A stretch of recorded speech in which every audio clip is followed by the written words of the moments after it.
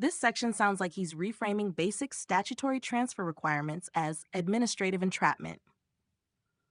Here's the problem with that theory. Number one, relocation automatically triggers new reporting duties. When a registrant relocates to Bismarck, he is no longer under the supervision of the prior jurisdiction. He must report in person to the new registering agency within the statutory deadline, often 3 days, notify the prior registering agency of the move, provide updated address information, complete new intake verification paperwork. That isn't obstruction. That's statutory compliance. Failure to do those steps is what creates gaps, not misconduct by the registry office. SHRM 2, transfer is not automatic or instantaneous. Registry systems don't teleport records. Typical process. 1. Offender notifies prior jurisdiction. 2. Prior agency updates state system. 3. New jurisdiction opens a local file. 4. State database syncs. 5. National systems update. If he failed to notify the prior office, failed to appear in Bismarck within the required time frame, or delayed reporting, then any lack of registration on file in Bismarck would be self-created. No registration on file, administrative sabotage. If Bismarck had no file, the likely explanations are he had not yet appeared, the transfer had not been processed, he had not completed intake, there was a reporting lapse. Registry offices cannot create a compliant registration for someone who has not appeared and signed required forms.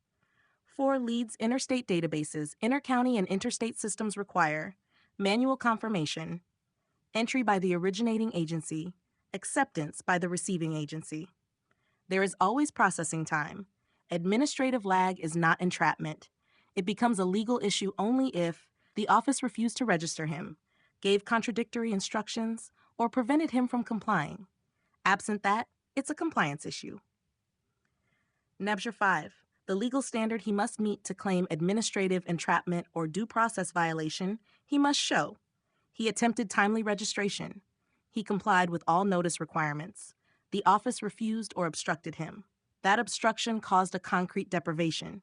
If instead the timeline shows arrival, delay, no notification to prior office, no in-person reporting within deadline, then any compliance issue is self-inflicted. NEBSHR 6. Courts don't accept "I didn't like the process" claims. Registry statutes are strict by design. Administrative friction is not constitutional injury.